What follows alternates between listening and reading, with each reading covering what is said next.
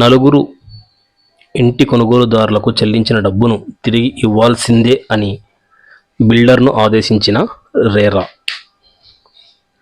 Case వివరాల ప్రకారం 2010వ సంవత్సరంలో నలుగురు వ్యక్తులు 4 ప్లాట్లను సహారా సిటీ హోమ్స్ ప్రాజెక్ట్ నందు బుక్ చేసుకోవడం జరిగింది. దానికి సంబంధించి అమౌంట్ కూడా వాళ్ళు పూర్తిగా చెల్లించారు. పూర్తి అమౌంట్ చెల్లించినప్పటికీ వారికి ప్లాట్స్ అగ్రిమెంట్ ప్రకారం సకాలంలో సహారా కంపెనీ వారు అందించలేకపోయారు. తమకు జరిగిన అన్యాయానికి వాళ్ళు రేరా రియల్ ఎస్టేట్ రెగ్యులేషన్ అథారిటీకి కంప్లైంట్ చేసుకోవడం జరిగింది. ఈ కంప్లైంట్ నందు సహారా సిటీ హోమ్స్ ప్రాజెక్టును ప్రతివాదిగా చేర్చడం జరిగింది. అందుకు సహారా సిటీ హోమ్స్ ప్రాజెక్టు వారు తమ వాదనను వినిపిస్తూ వారికి ఉన్న పాత కేసుల వలన movable and immovable properties seize అవ్వడం కారణంగా తాము ప్లాట్స్ను సమయానికి అందించలేకపోయామని తెలియజేశారు.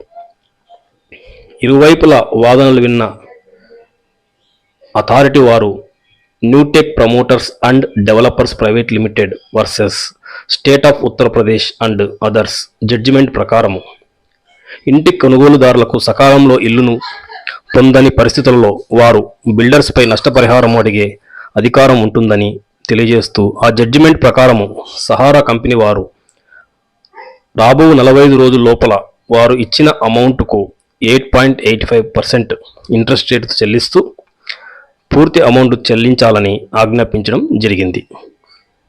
Thank you.